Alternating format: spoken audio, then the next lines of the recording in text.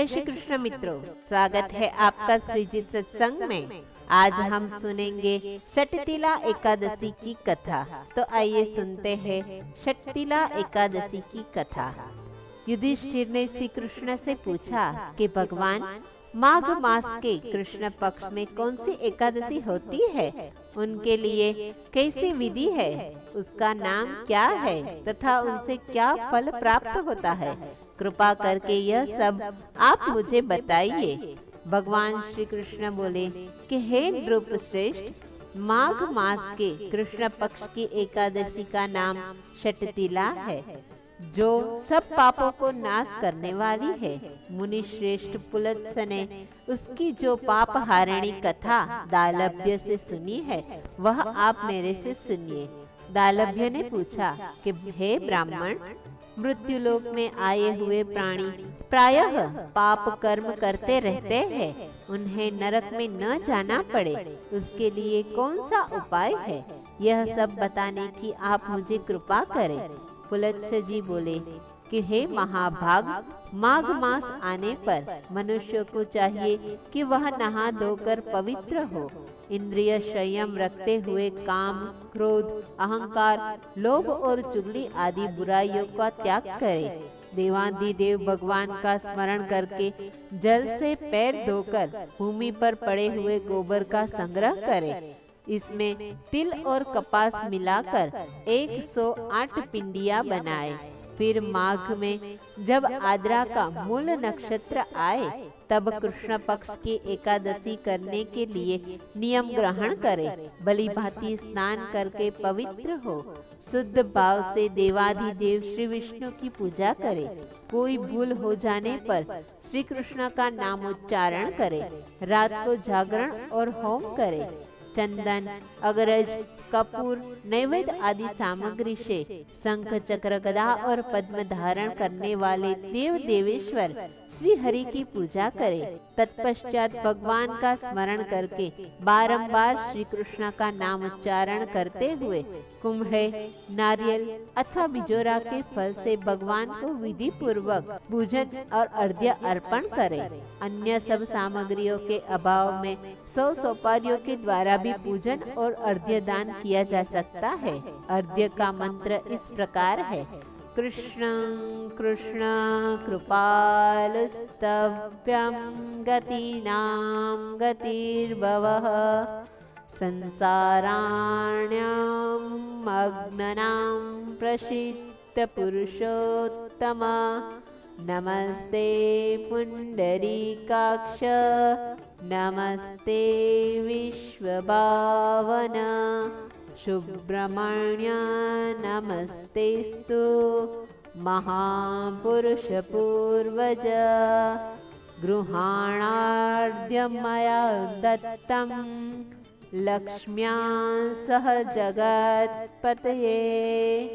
अर्थात सच्चिदानंद स्वरूप श्री कृष्ण, आप बड़े ही दयालु हैं। हम आश्रयहीन जीवों के आप आश्रय दाता होइए। हम संसार सागर में डूबे हुए हैं, आप हम पर प्रसन्न होइए। हे कमल नयन, हे विश्व भावन, सुब्रह्मण्य महापुरुष, सबके पूर्वज, आपको नमस्कार है।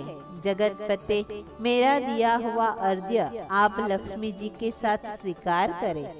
तत्पश्चात ब्राह्मण की पूजा करें, उसे जल का घड़ा, छाता, जूता और वस्त्र का दान करें। दान करते समय ऐसा कहे कि इस दान के द्वारा भगवान श्री कृष्ण मुझ पर प्रसन्न हो। अपनी शक्ति के अनुसार श्रेष्ठ ब्राह्मण को काली गौ का दान करें। द्विज श्रेष्ठ विद्वान पुरुषों को चाहिए कि वह तिल से भरा हुआ पात्र भी दान करे।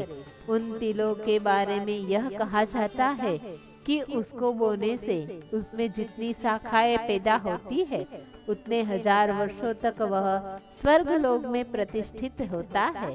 तिल से स्नान, होम करे, तिल का उपटन बनाए, तिल मिलाया हुआ जल पिए, तिल का दान करे और तिल को भोजन के काम में ले। इस प्रकार हे नृप श्रेष्ठ, 6 कामों में तिल का उपयोग करने के कारण यह एकादशी को षटतिला कहा जाता है। जो सब पापों का नाश करने वाली है। उसके बाद यह कथा सुननी रहती है। धर्मपुर नामक गांव में एक बहुत ही धर्मनिष्ठ ब्राह्मणी रहती थी। वे धर्म, ध्यान, पूजा पाठ, जप तप में ही अपना पूरा समय व्यतीत करती थी।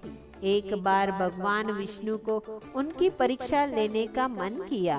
परीक्षा लेने के लिए भगवान एक बुढ़ी औरत के रूप में भिक्षा मांगते हुए उनके पास आए।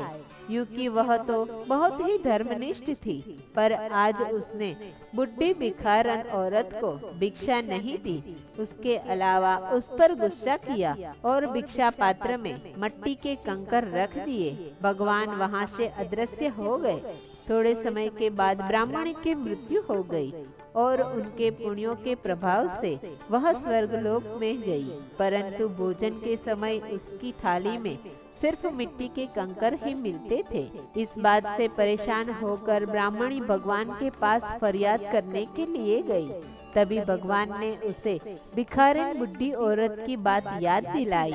फिर भी भगवान ने उस पर दया लाकर उसे फिर से पृथ्वी पर भेज दिया और कहा कि तुम अपने घर का दरवाजा बंद रखना। थोड़े समय के बाद जब वहाँ स्वर्ग के अप्सराएं आए, तब तुम उनसे षटतिला एकादशी का पुण्य मांगना और तभी अपने घर के दरवाजे खोलना। जब तक तुम्हें वो षटतिला एकादशी का पुण्य न दे, तब तक अपना दरवाजा बंद ही रखना। ब्राह्मणी फिर से पृथ्वीलोक पर आई और अपने घर का दरवाजा बंद करके अंदर रहने लगी। थोड़े दिनों के बाद स्वर्ग की अप्सराएं वहां पर आई और आवाज दी कि दरवाजा खोलिए। पर ब्राह्मणी ने कहा कि जब तक आप मुझे षटतिला एकादशी का पुण्य नहीं देंगी, तब तक मैं दरवाजा नहीं खोलूंगी। यह बात सुनकर अप्सराएं तो चुप ही हो गई, किंतु एक अप्सरा ने कहा कि हाँ, हम लोग आपको एक एकादशी का पुण्य देंगे। अब तो दरवाजा खोलिए। अप्सराओं ने जैसे ही अपनी एकादशी का पुण्य ब्राह्मणी को दिया, तुरंत ही उसने दरवाजा खोल दिया। परंतु यह क्या, वृद्ध ब्राह्मणी की जगह वहाँ पर तो सभी अप्सराओं को भी शर्म आए ऐसी रूपवान देवांगना बैठी हुई थी। यही तो षटतिला एकादशी के पुण्य का प्रभाव है। सभी अप्सराओं की विनती सुनकर उसने सभी को एकादशी व्रत की विधि बताई। सभी अप्सराओं ने भी षटतिला एकादशी आने पर विधि विधान से व्रत किया और अपने जीवन को धन्य धन्य बनाया। ऐसा अनुपम महिमा है षटतिला एकादशी का। अतः माघ मास कृष्ण पक्ष एकादशी व्रत कथा संपूर्णम। मित्रों, हमारे इस चैनल को लाइक, शेयर और सब्सक्राइब करना न भूलिएगा। जय श्री कृष्ण।